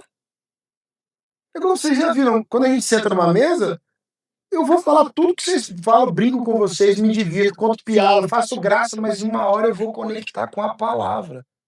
Eu preciso ter um ponto de conexão para gerar um ponto de salvação. O ponto de conexão com essas pessoas que precisam ser evangelizadas nunca vai ser a Bíblia. O ponto de salvação é a Bíblia, mas o ponto de conexão não é a Bíblia. É. Entendeu? Então eu quero ter um ponto de conexão. Não, porque Jesus morreu por você. Porque Jesus vai te salvar. Porque Jesus é o libertador. A minha pergunta é, que Jesus é esse? Que me deixou morrer, que deixou meu pai morrer e ser assassinado. Que Jesus não é esse tão bondoso. Não, não é sobre eu fiar na cabeça dele, Jesus. É sobre eu revelar Jesus. Eu te amo, eu cuido de você, eu estou disponível, eu vou te ouvir. A integridade vai gerar um ponto de conexão para se tornar um grande evangelista na Terra. Entendeu? Essa conexão eu conecto aqui, ó. Quando eu me conecto aqui, Uhum. vai chegar a hora. Aí você vai aprender a discernir o tempo da palavra, o tempo da ação, o tempo da conexão. Só nessa hora, nesse tempo, para que eu vou falar. Amém. É difícil, mas dá certo. Fiz uma pergunta aqui da minha parte. Mande bala. Semelhante a que eu fiz antes, e é como manter a firmeza na fé quando somos os únicos cristãos em casa ou no ambiente de estudo e trabalho. É bem semelhante a essa que eu já fiz. Mas, Manter a fé. manda bala. Disciplina. Disciplina e relacionamento. Manter a fé com Cristo quando você é único ali sozinho é difícil, não é fácil. Mas você tem que manter seriedade e relacionamento com Cristo, não com o homem. Então eu tenho que olhar para ele e focar nele como autor e consumador da minha vida e da minha fé, e mais nada. Porque o mundo vai querer criar vários estigmas, conceitos, ideias, O mundo quer explicar Cristo, o mundo quer explicar Deus. Isso não tem uma explicação que eu possa dizer, mas eu preciso entender que eu preciso me conectar com Ele. É Ele que vai fazer a coisa acontecer. Então eu não me movo pelo que o outro diz ou pelo que o outro ensina. Eu me movo por aquilo que Cristo é. Eu me movo por aquilo que Deus é. Eu me movo como Deus desenhou para que eu seja um ser humano. Então a minha fé ela não está balizada, ela não está alinhada com um conceito natural ou conceito social. Sim. Ela está alinhada com o conceito sobrenatural. Por isso que o nome é fé. Fé é sobrenatural. Se for natural, não precisa ter fé. Não precisa ter fé porque você tem um papel, eu preciso ver que o papel tá aí. Eu não preciso ter fé que você quer um microfone, o papel tá aqui, o microfone tá aqui. E acabou. Sim. Agora, espiritualmente falando, é fé. Ou seja, eu saio daqui pra lá. Meu Deus, isso é muito forte. E passo aproveitando também, o senhor escreveu um livro que fala exatamente sobre legado. E como que veio essa ideia, essa criatividade, claro, creio que foi Deus que deu esse livro pro senhor e mostrou, mas o nome legado foi por causa da família também ou não? O legado de Cristo, né? O legado de Cristo para uma geração infrutífera. Tá ali o livro ali, ó. Traz aí. Já fazer aqui publicidade. É um livro bem marcado esse aqui. Isso aqui é legal. Eu gosto do livro assim, ó, gente, ó. Daqui tem muito segredo aqui. Que é esse aqui, ó. O legado de Cristo para uma geração infrutífera. De onde vem isso daqui?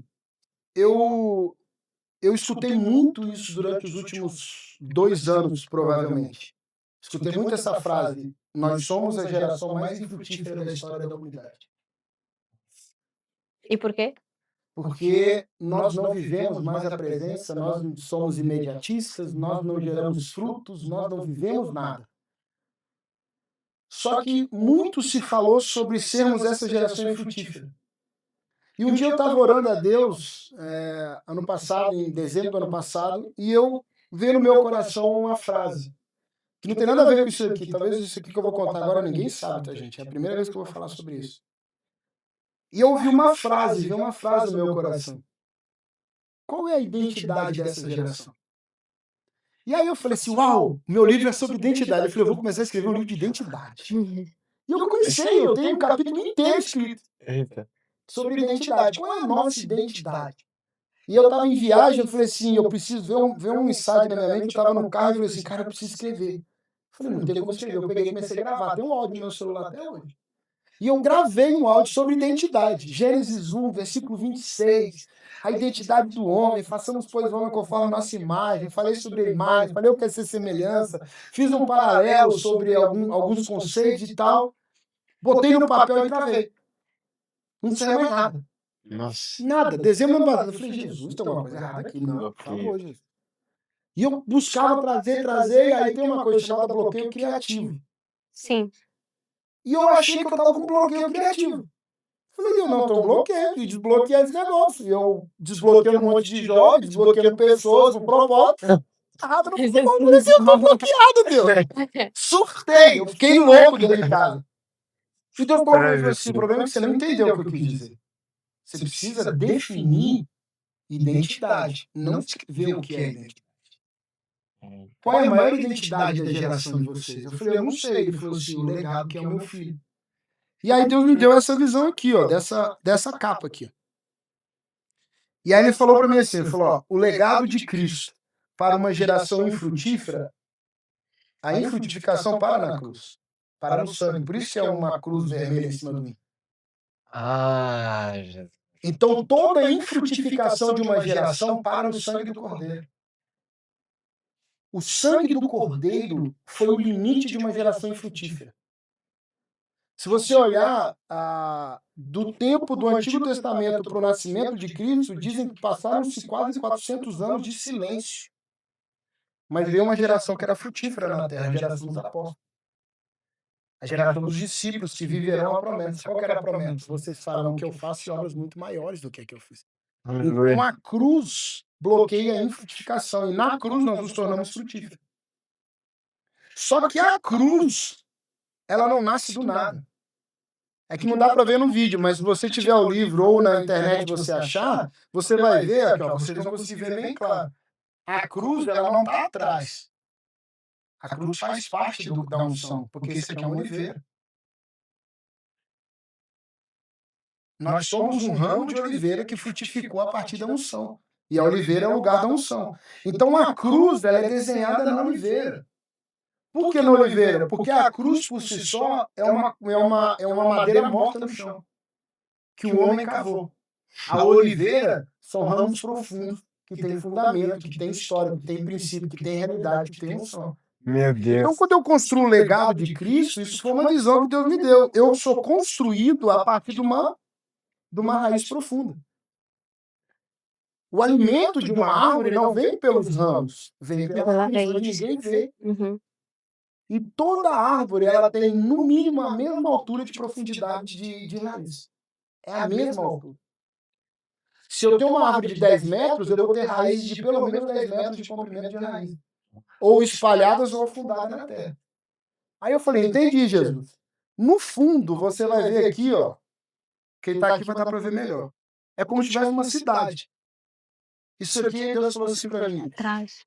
A cruz de uma geração frutífera vai nos levar à Nova Jerusalém, que é a promessa da nossa vida. O legado de Cristo não foi só sobre a terra. O legado de Cristo é nós vivemos a Nova Jerusalém, que está em Apocalipse. Aí eu fui entender, eu falei, Jesus, entendi, o negócio está muito louco, agora vamos viver isso aqui. Ó. E aí eu concluí, aí Deus me concluiu, falou assim, o legado nunca é sobre uma pessoa, mas o legado ele é como o número 8, ele é eterno, é um único número que não tem começo nem fim. Por isso que os dois nós estão nessa posição em cima do outro, porque é como se fosse o 8. Ou seja, um novo tempo, um novo ciclo, um novo começo, uma nova história. Quem é a 8ª geração de Adão? A 7ª entra para a 8ª, na 8ª geração vem com os filhos de Matusalém. É um novo tempo, uma nova história, um novo momento, uma nova dimensão, uma nova plenitude. Então você vive o 8º, o 8 é um novo começo. Então o legado de Cristo ele é sempre eterno, ele não tem começo, ele não tem fim. Ele se conclui numa geração que frutificou para viver a nova Jerusalém. Então essa é a construção do livro. Glória a Deus. E tá aqui, ó. Meu livro. Uma bênção de Deus. Foi um presente que Deus me deu. Que eu vivi uma loucura para escrever esse livro. Eu comecei a escrever ele em março, em fevereiro, em março, eu estava aqui no aniversário da igreja, e eu escrevi lá na casa da Márcia mais uma pancada de coisa que estava aqui, e eu concluí ele agora em julho. Glória a Deus. Essa é a minha benção. Glória a Deus por isso. É bom demais. Manda, filho. Pastor, o senhor estava falando, né, no começo da nossa pequena conversa sobre orações, né? E aqui a gente tem uma pergunta sobre como lidar com a frustração de orações não respondidas. Boa pergunta. O que é uma oração?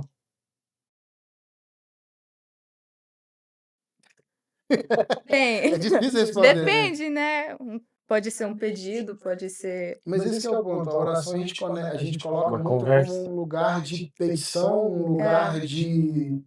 Eu preciso padronizar uma oração, eu tenho que orar desse jeito, falar desse jeito, fazer dessa forma. Só que oração não é um lugar de padrão. Oração é um lugar de conexão. Então, quando eu oro, eu nunca vou pedir para ninguém menor do que eu.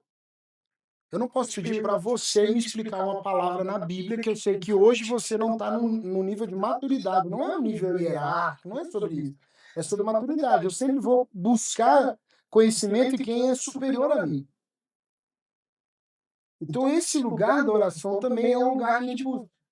Então, quando eu olho para o lugar da oração, eu estou buscando em Deus, que é soberano, que é maior, que é mais elevado do que eu, para entender algumas coisas que eu preciso viver. Esse é um tipo de oração. Agora tem aquela oração que eu vou simplesmente agradecer, que talvez seja a oração que a gente menos faz, né?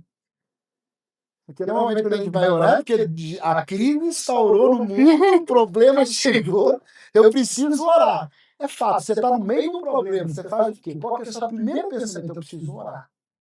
Mas por que a gente não ora quando a gente está com tudo bem? Pois é. Tudo na conquista, tudo com alegria. Porque nós somos condicionados à oração no lugar de petição. Pega a oração do Pai Nosso.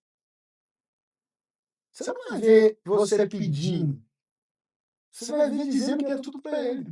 Pai nosso que estás no céu, Meu Deus. santificado seja o vosso nome.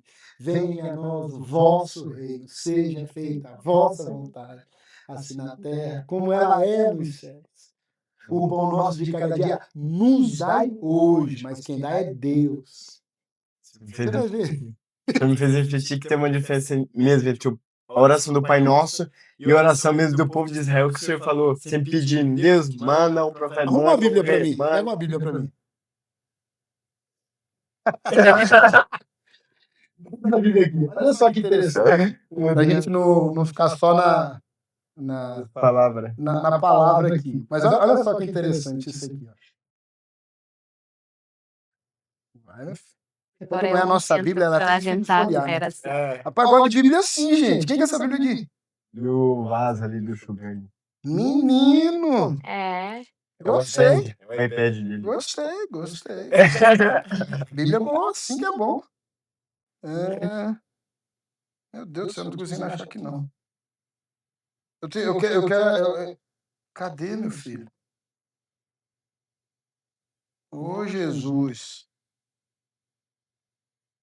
Pode aproveitar. Acho que eu tô ficando cego, gente. Estamos no É porque tem muito risco. Eu não enxergo de jeito. Mostra para a câmara como é que está a Bíblia. Não, a Bíblia do homem é assim, ó. Isso é uma Bíblia. Tive que expor, perdão.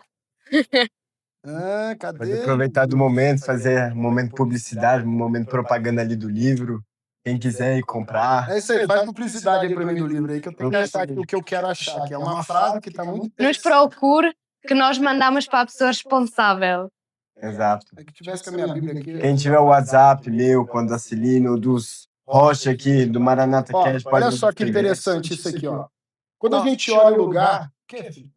Estávamos agora a fazer a publicidade. momento propaganda. Já vocês vão fazer, mas olha só que interessante. A gente vai orar a oração do Pai Nosso, né? Sim. Pai Nosso que está no céu, santificado seja o vosso nome, é o vosso reino, tal. A gente constrói tudo isso aí, certo? Mas olha o que Deus diz da conclusão da oração. Quando a gente chega em Mateus, capítulo 6, a gente vai orar a partir do versículo 9, portanto, oreis assim. Mas olha o versículo 14. Por quê? Se perdoares os homens, aos homens as suas ofensas, também o vosso Pai Celestial vos perdoará. Então é sobre o coração como a gente chega no lugar da oração. A gente ora querendo o reino de Deus, a gente ora querendo a paternidade de Deus, a gente ora querendo os milagres, a provisão e tudo. Mas será que o nosso coração está disposto a cumprir o propósito do reino?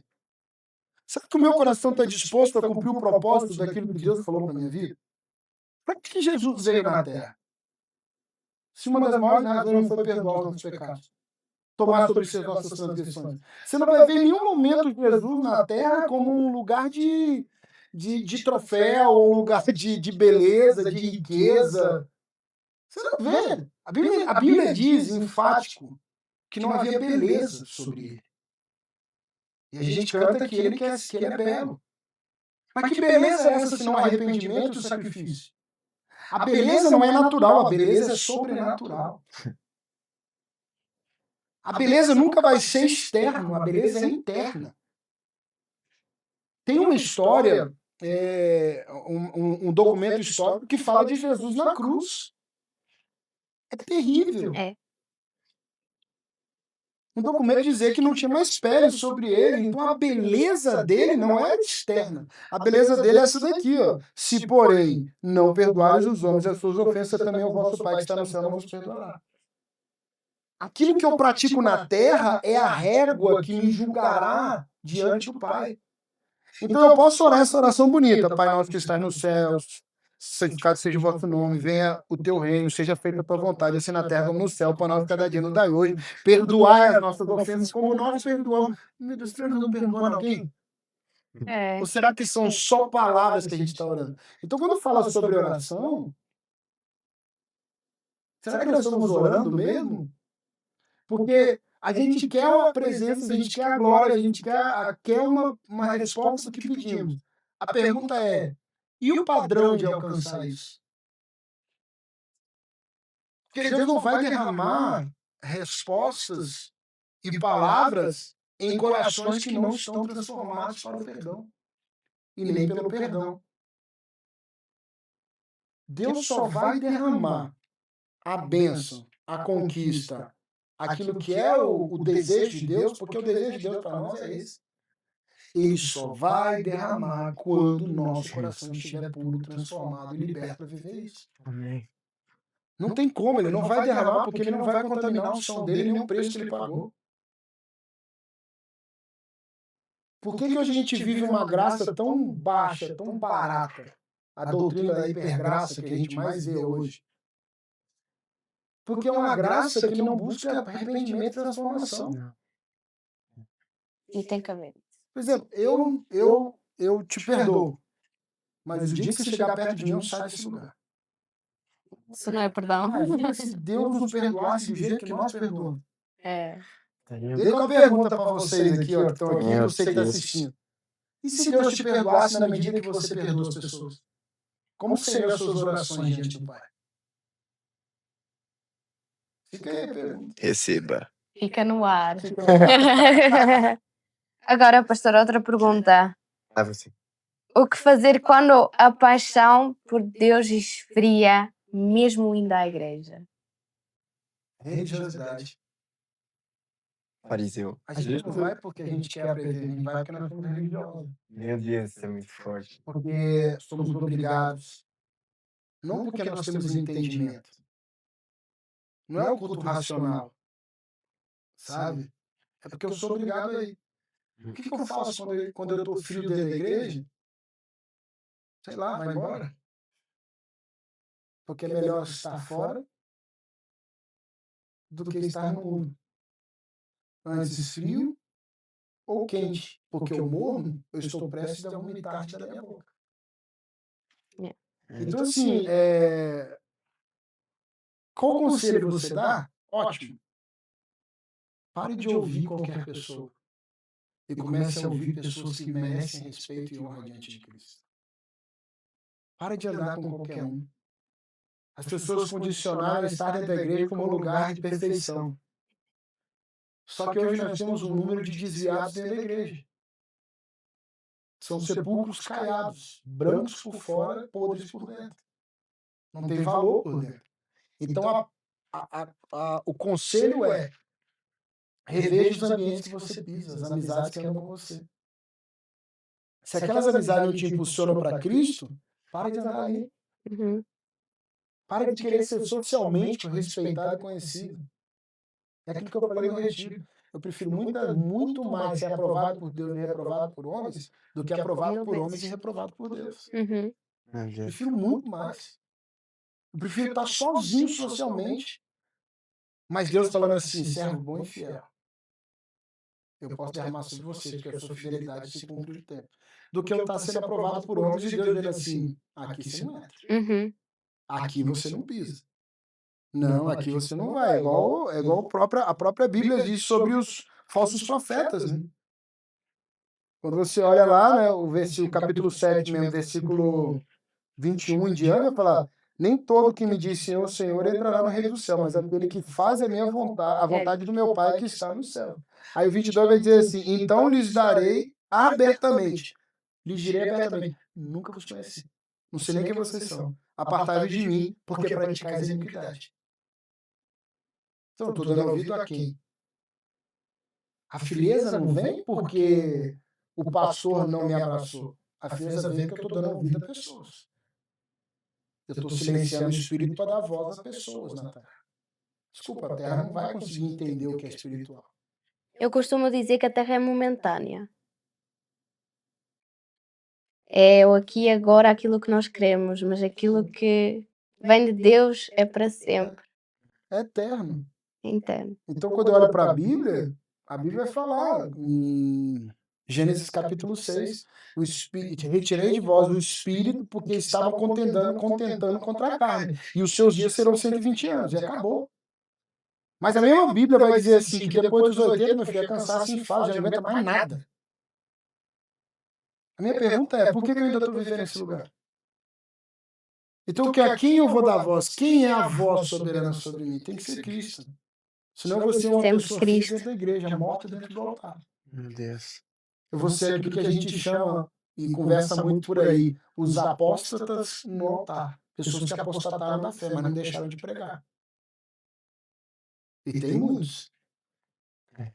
Complicado. Já o contrário dos apóstolos da fé, aqueles que esfriaram, o que o senhor aconselha para aqueles que, ao contrário disso, querem crescer na fé? Aqueles que têm o desejo de ter um grande ministério e ali crescerem, né? Mas eles ali estão meio, como se diz a palavra? Tem vergonha, vamos dizer assim. Sim. Tem vergonha e não consegue. É buscar boas referências. Se conecte com boas pessoas. E pague o preço pelo conhecimento. Gaste tempo. Gaste tempo. Tempo de leitura, tempo de jejum, tempo de oração e tempo de conexão com boas pessoas. Pessoas que vivem a palavra. Homens justos, mulheres dignas. Tem muito na Terra. Tem muito. Esses dias eu estava numa mesa conversando com um homem chamado Dário Brunet, o pai do Thiago Brunet. Sentei com esse homem, meu Deus do céu. Ele me fazia as perguntas para me ouvir, eu olhei para ele e disse, por favor, fala, senhor. Eu quero te ouvir. Eu quero pagar preço para estar ali. E eu investi no céu de graça. Invista em ouvir pessoas que desejam transbordar a verdade. Ele me deu um código, ele me deu 99 códigos de educação de filhos. Eu tenho um arquivo no celular com 99 chaves para eu tratar 99 dias dos meus filhos, um dia uma palavra profética sobre eles. É um versículo e uma palavra, um versículo e uma palavra. Eu vou naquele negócio louco. Manda PDF. Manda, eu vou ver, eu vou mandar PDF para vocês. Ah, aqueles bolsos sobre identidade também para mandar. O livro lá. Mas é muito louco, porque...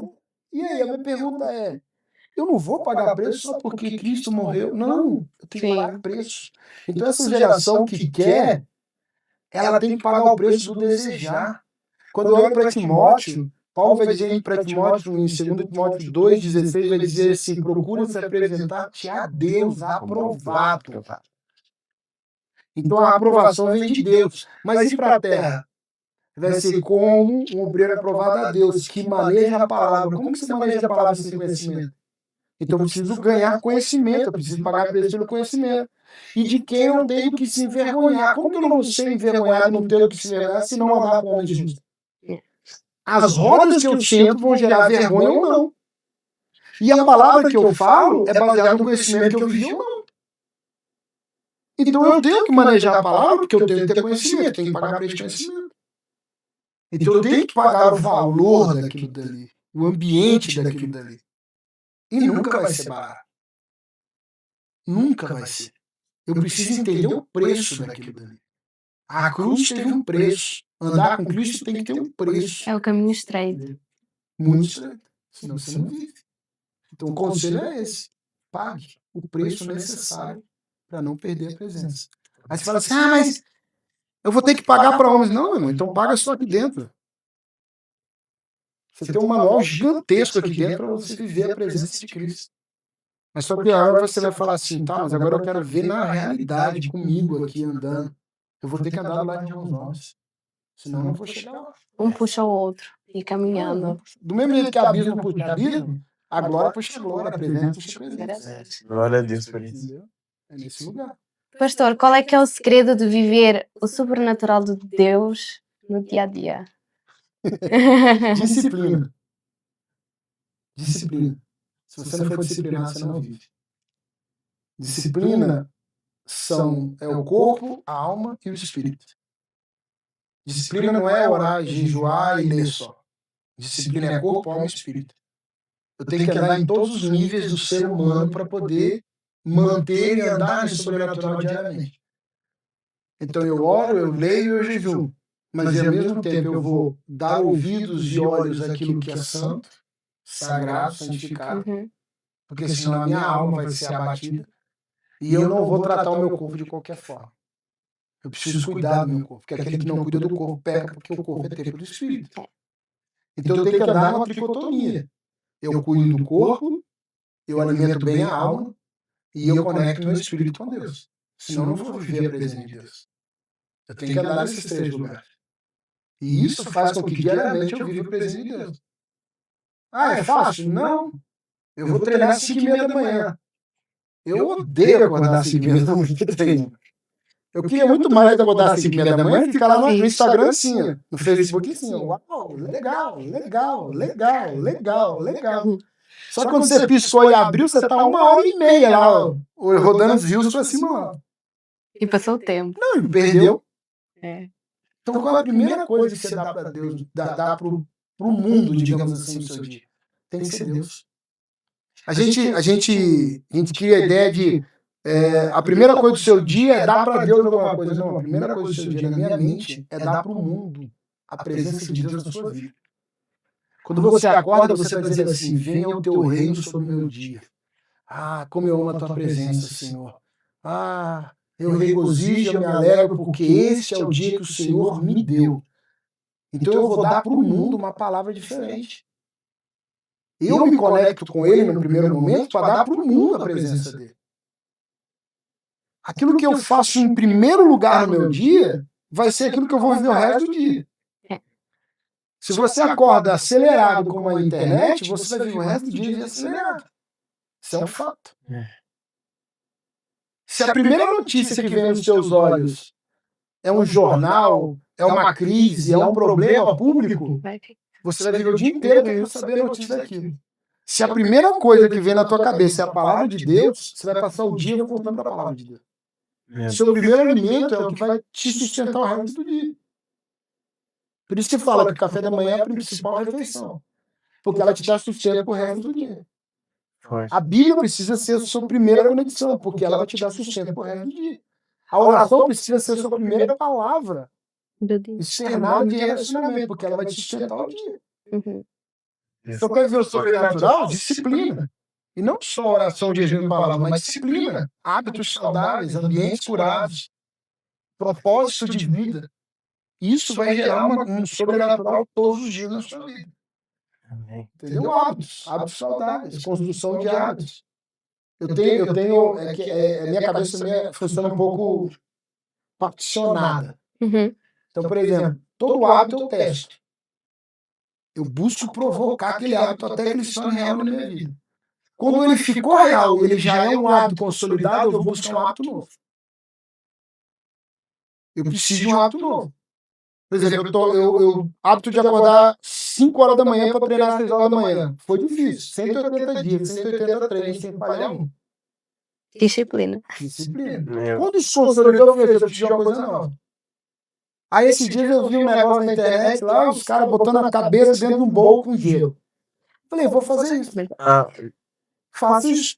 Eu fui a cabeça dentro d'água lá e fico 30 segundos. Na primeira vez, deu 5 segundos, eu falei, tô morrendo. Saí, olhei pra mim e falei, você é louco, eu me não dela. Não, deu 5 segundos. Eu falei, cadê? Não. O seu relógio tá atrasado. Não, faz de novo, faz de novo. Mas eu fiz. E fui fazendo. Esse pra mim já virou um hábito, já não tem mais peso. Eu já tô buscando um hábito novo pra me provocar, a me tirar do lugar de conforto. É uma coisa que eu falo principalmente pros homens. Homem que não tem problema para resolver precisa encontrar problema para resolver. É uma coisa que eu falo pros discípulos meus que andam comigo. E eu falo com eles, falei assim, e aí, como é que tá a semana? Ah, foi assim, que não sei o que, resolveu todos os problemas. Líder, tudo. Eu falei, cadê agora a lista dos que você vai criar essa semana para resolver? O cara já tinha a lista na mão. Olha, essa semana eu vou resolver isso. Porque homem precisa resolver problema. Homem, masculino. Então eles têm que andar na resolução de problema.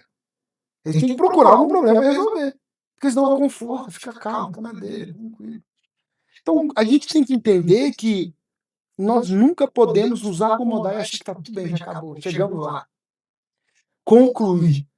Sabe qual foi a palavra de Paulo em 2 Timóteo, quando ele diz assim, combate o bom combate, acabei a carreira, guardei a fé. Paulo estava a caminho do tronco para ser decapitado. Foi o único lugar que ele falou assim, agora eu vou desfrutar. Agora resolvi a minha vida, cheguei no ápice. O ápice do cara foi uma decapitação. O ápice do O cara. ápice. Meu Deus. Pastor, que conselho o senhor pode deixar para os jovens cristãos que nos estão a ver lá em casa? Deixa um conselho assim. Um conselho? Sim, para a caminhada. Ah, conselho. Conselho é bom. Um conselho bom para deixar para os jovens. Olhem para Cristo. Amem a Cristo. Desejem a Cristo. Mas não parem de revelar Ele para a humanidade. Parem de andar dentro de uma bolha de que para ser cristão eu tenho que andar dentro da bolha de santidade, da bolha de perfeição, da bolha da igreja, da bolha da oração. Não. Abasteça-se e transborde. Abasteça e transborde. Viva a expressão do reino de Deus na terra. Porque senão a gente sempre vai parar. Então, Sim. transborde. Porque senão vai ser tipo uma represa, sabe? A represa, se não abrir as comportas, ela apodrece. A represa sem comporta aberta não serve para nada. E é mais ou menos isso que nós não temos que ser. Nós temos que ser como represas abertas, que nós enchemos os nossos diques e transbordamos de tal forma, e eu amo muito essa referência da represa. Quando as comportas estão abertas, a água sai numa velocidade suficiente para gerar luz. E isso que nós temos que ser, como represas abertas, com as comportas abertas, para a gente gerar luz neste mundo. Se nós não formos este lugar gerador de luz, nós seremos represas sem sustento, sem valor e sem significado, com águas podres, com lixo, com acúmulo de podridão, com acúmulo de vozes e com pessoas apontando e não sei para que existe isso na Terra. Então seja uma geração que transborde, seja uma geração que viva o chamado e o propósito que Deus colocou para nós nessa terra. Esse é o meu conselho para vocês. Glória a Deus. Muito obrigada. Eu aprendi com o senhor. Jovem, ao invés de mergulhar nos rios do Instagram, mergulhe nos rios da presença e da palavra. É isso mesmo. Vai para cima. Senão a gente não vai viver nunca. Mas de verdade, assim, sejam luz. Sabe, amem muito mais a presença do que as conquistas. Amém. Sabe? Ame a presença. Ame muito mais a presença. A gente tende a amar conquistas. É. A gente fala da conquista, mas às vezes quer falar da presença. Ame mais a presença Meu do que a Deus. conquista. Porque quando eu amo mais a presença do que a conquista, eu vou falar com o Pedro. Não me coloca nessa posição, não. Que nem digno de ser crucificado como ele eu sou. É. Pode me colocar a cabeça para baixo. Meu Deus. Talvez eu vou dizer como Paulo, combati um bom combate, acabei a carreira e guardei a fé. Talvez eu vou dizer como Estevão, eis que vejo os céus abertos. E a glória dele está descendo. Ame muito mais a presença do que as conquistas, do que o nome, do que as palavras que os outros nos dão, os elogios que recebemos. Ame a presença. É o melhor lugar para se amar. Porque a presença que esses homens amaram é louco demais. Já parou para pensar o que esses homens viram? O que Paulo viu para dizer assim, considera tudo como esterco? O que Pedro disse assim? Por que Pedro diz assim, nossa, eu quero ser crucificado de cabeça para baixo? Então, ame a presença. Esses caras amaram a presença. Mais do que a conquista. Mas qualquer coisa. Mais do que qualquer coisa. Ame a presença. E viva na presença. Glória a Jesus. Glória a Deus. Muito obrigada, pastor. Será sempre muito bem-vindo no nosso meio. É bom Deus demais. abençoe. E, para finalizar, nós temos aqui o livro. Não esqueçam de adquirir. Vão à nossa DMs.